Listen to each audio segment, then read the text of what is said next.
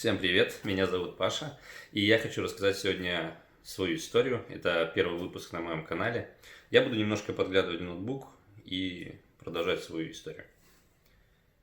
В общем, я PhD-студент в университете Old Dominion, что находится в городе Норфолк, штат Вирджиния.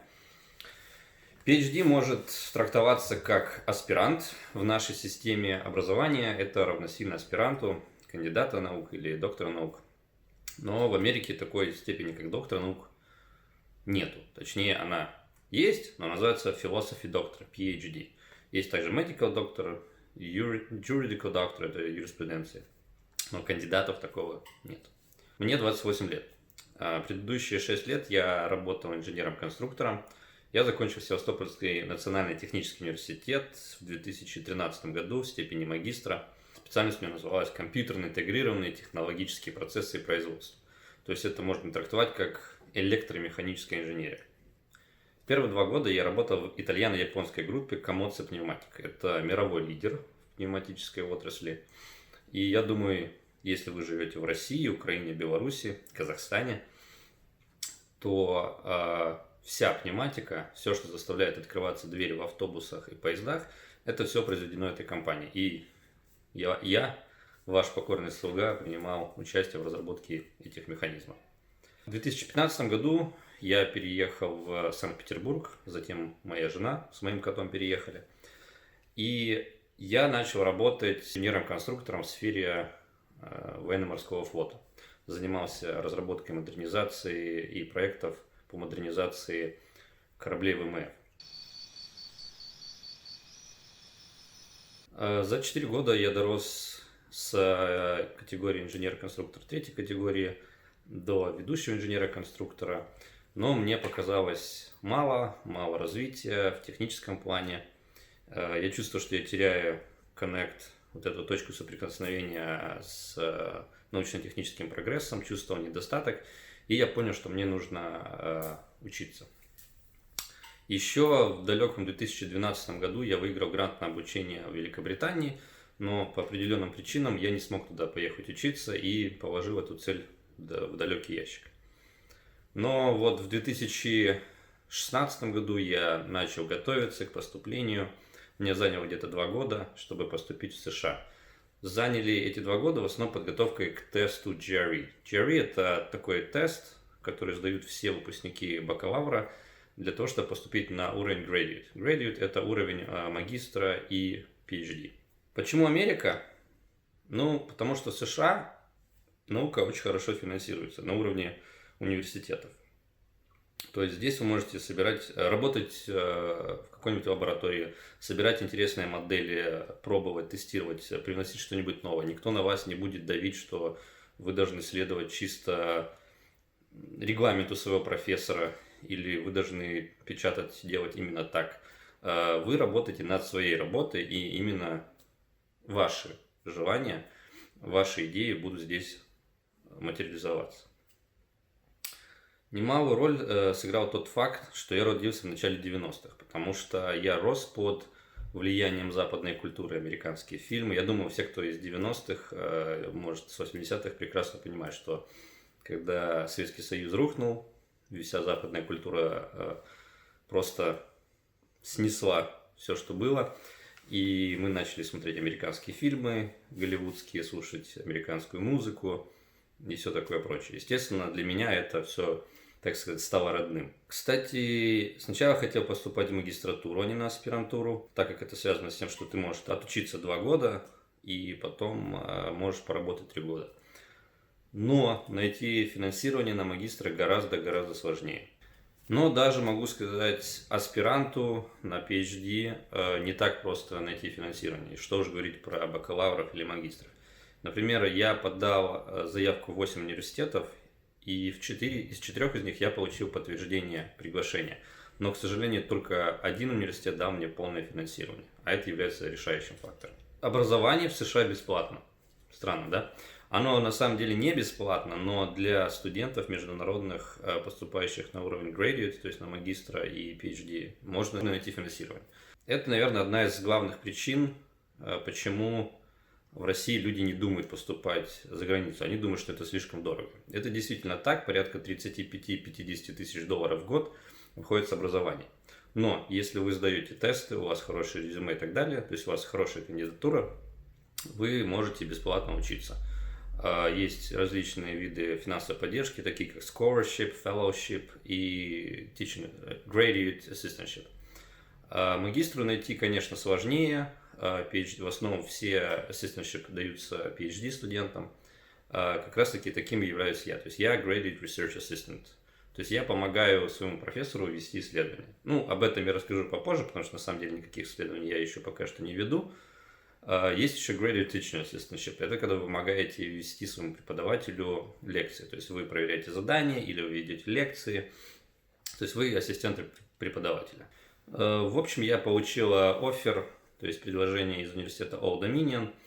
Он, наверное, все-таки стоял чуть ли не последним или предпоследним в моем списке, потому что он по рейтингу находится где-то на 200 каком-то там месте среди технических университетов по моей специальности. Но должен сказать, что университет, из который входил в десятку лучших, университет Техаса в Остине, тоже меня принял, но они мне сказали: мы тебе сейчас не можем найти финансовой поддержки, приезжай сюда, мы что-нибудь найдем. Конечно, очень классно они придумали, я не могу приехать, если у меня не будет финансовой поддержки. Мне просто визу не дадут. Должен сказать, что университет Old Dominion считается таким не очень высокоранговым, но по сравнению с российскими университетами он на очень хорошем уровне, и на уровне, я думаю, санкт-петербургских, а то и московских университетов, потому что по уровню оснащенности технологической и тематики исследований все очень на высоком уровне. Университет Old Dominion по меркам Вирджинии находится где-то на 3-4 месте в штате.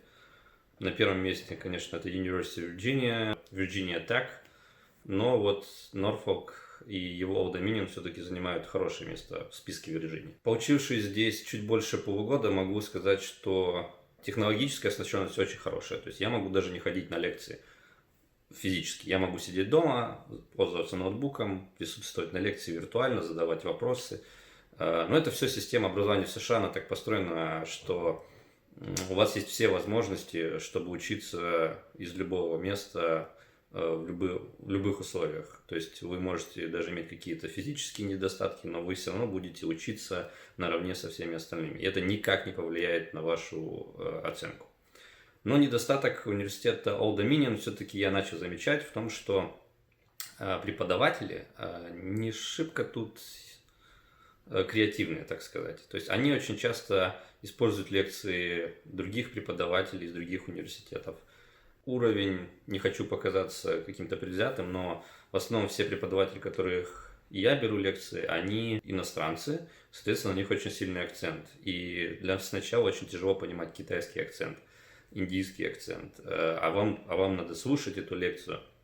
Кстати, я забыл упомянуть, я крымчанин. У меня крымская регистрация, хоть я последние 5 лет прожил в Санкт-Петербурге, но у меня паспорт внутренний с пропиской в Крыму. И да, я получил американскую визу.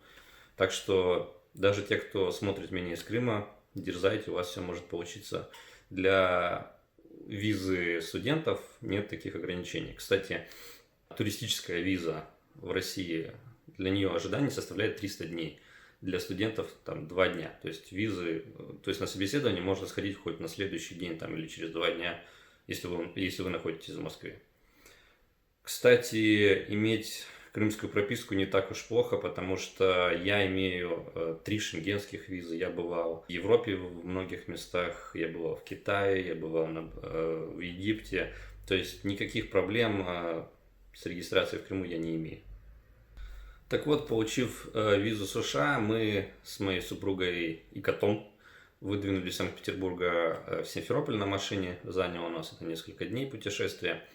И оттуда я летел в Москву, и из Москвы я полетел в Норфолк. Я был один. Почему? Потому что билеты я не покупал.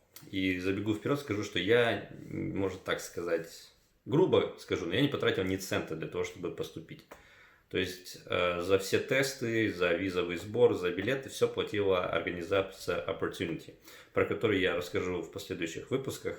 Это очень хорошее подспорье для тех, кто хочет поступать в США и не имеет больших финансовых возможностей. Они покрывают все расходы на поступление, переезд и даже дают $1300 стартовых, как только вы приедете в США. Так как учеба началась в августе, у меня были определенные задержки с визой, и я прилетел только 9 сентября. И так уж сложилась судьба, звезды сошлись, что я списался со своим профессором. Он свел меня с одним из своих студентов. Это студентка по имени Гаяны, она из Армении. Она была и есть членом студенческой организации Global Student Friendship, про которую я буду рассказывать много. Я думаю, кто следит за моим инстаграмом, знает эту организацию. Я тоже стал их волонтером, помогаю. Эта организация помогла мне. Меня встретил мой профессор и отвез к волонтерам этой организации. Волонтерами оказались двое пожилых людей, муж и жена. Мужа зовут Джон, это Джон Адам, жена Сьюзан. Он является преподавателем математики в моем же университете. Он британец, они британцы, они 20 лет назад переехали из Британии в США и живут в Норфолке с тех пор. Они мне очень хорошо помогли, потому что я 3 недели прожил у них дома, потому что найти жилье, когда семестр уже начался, довольно-таки проблематично. Проблематично в том плане, что я не искал жилье там дорогое, плюс у меня приезжала жена и кот. Cats friendly или dogs friendly, это очень сильно сужает ваш поиск. Далеко не все хотят брать животных. То есть даже те апартаменты, которые я снял, здесь можно с животными, но за животное надо платить каждый месяц, как за жильца. Вот я снял жилье, вот в нем снимаю. Это включился кондиционер. 15 октября приехала моя жена с котом, и с тех пор мы живем. Я думаю, на первый выпуск этого хватит. Если у вас есть какие-то вопросы, какие-то предложения, о чем рассказать, пожалуйста, напишите в комментариях или мне в личку в Инстаграме, ВКонтакте, ссылки оставлю внизу. Я могу рассказать о том, как можно поехать учиться в США бесплатно, не потратив на это ни цента. Это, конечно, в лучшем варианте, на что-то все-таки придется потратить. И могу рассказать про всякие тонкости жизни, могу рассказать, как быть PhD-студентом. Поэтому, пожалуйста, задавайте вопросы, пишите комментарии. Это будет очень хорошим подспорьем для моих следующих выпусков. Всем спасибо, всем пока.